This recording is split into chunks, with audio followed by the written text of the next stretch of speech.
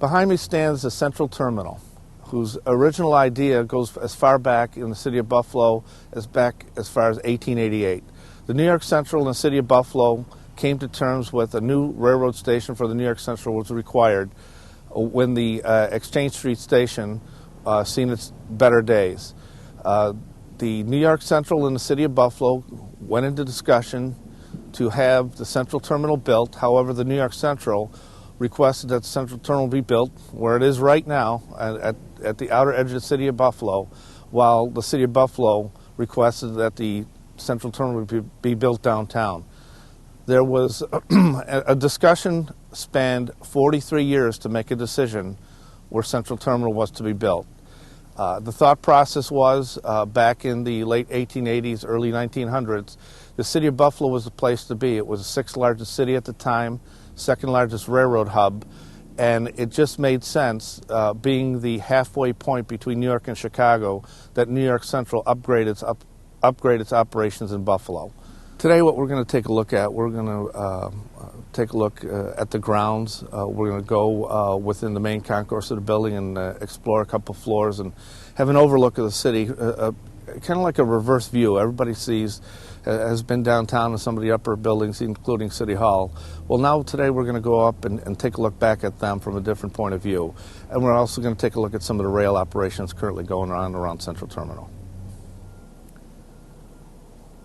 What's significant about the Central Terminal and some of the other buildings built in Buffalo during the same time period, like City Hall, is the design went from a pyramid-style build with structural concrete and extremely thick foundation walls. That concept changed a little bit in that there's a significant amount of structural steel within the complex of the Central Terminal. Essentially, all the brickwork, all the marble, all the Gustavino tile essentially hangs on the steel. So structurally, the building's fine. Any issues we have right now is strictly cosmetic. Unfortunately, that's where funding will come into play here, because that's the most expensive to deal with and bring back. As we entered the main concourse, there was a standard traffic pattern to almost every old train station. Modern-day airports were designed off these grand old stations. Initially, you had the main entrance, you had the ticket counters, you purchased your tickets. We have an overabundance of ticket counters here, but there was a promise for the city of Buffalo way back in the 20s that, you know, it was the place to be. So when New York Central kind of overbuilt the station, you have numerous ticket counters, you have an area to check your baggage farther down over here. And interesting concept as far as operations go. You put your baggage on the counter. They had slides for the baggage to go underneath the concourse and underneath the terminal and out to the tunnels, out to the main platforms.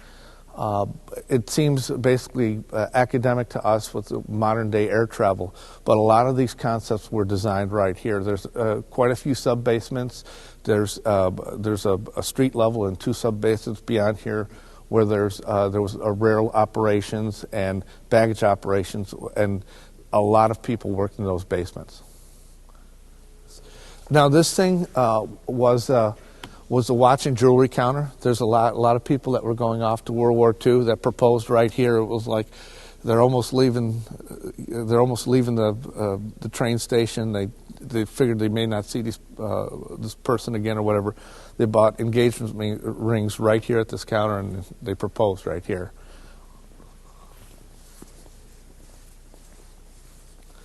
At the main concourse, you had a lot of things available for the passenger traveler. If you wanted to grab a quick bite to eat, there was a restaurant, and there was also fine dining and a bar in there. There was also a waiting room. The waiting room had a large number of benches, and that was if you had delays between trains. Once again, trains coming in and out of here every 6 minutes. There was not too many people in the waiting room as much as there was a lot of traffic, a lot of people just moving back and forth, the hustle and bustle.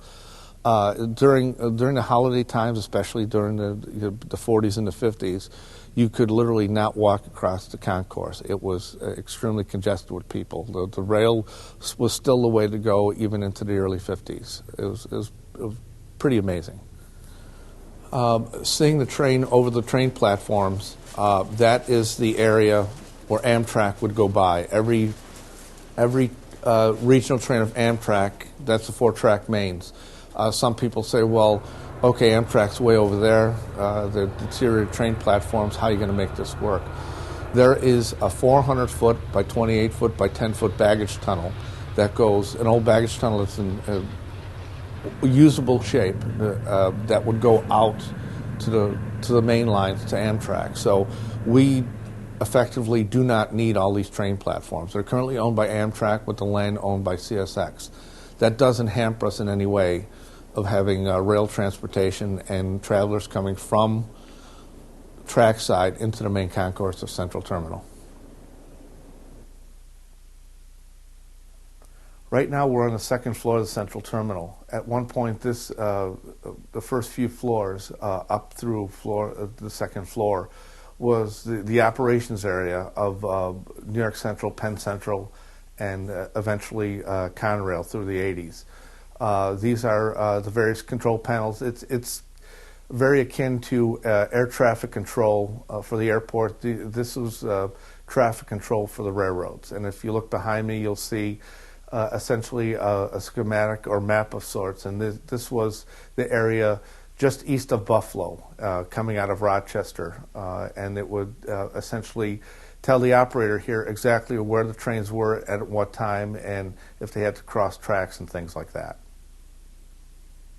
Currently, and unfortunately, the elevators are not in service at Central Terminal. We're looking for funding for that specific project in and of itself. But there's a maze of various stairwells in relatively good condition here that you think about the thousands of people that went up and down these stairs throughout the history of the Central Terminal and the New York Central Railroad. I mean, this was an operating office building.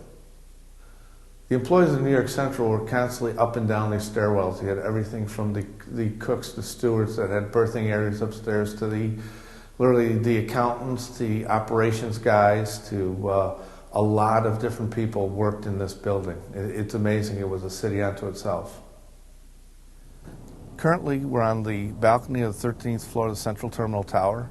What you have over my shoulder is a very unique view of the city. It's the opposite view of what we normally see from City Hall. And this view can only be seen from the tower of Central Terminal. North, south, east, and west, the view is amazing. One of the things that the tower has to offer here is that open floor plates. There's 15 usable floors of the tower with 2 engineering decks, and the floor plates are wide open. So essentially, you don't have to reinvent anything. You're starting out with an area that's it's just open to, be it lofts, small businesses, things like that, small office space. It's really, really great space.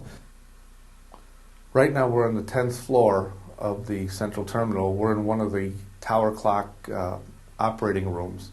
The clocks are functional. They keep the correct time, and there's 4 of them. We have 4 rooms like this, 4 operating rooms on the 10th floor.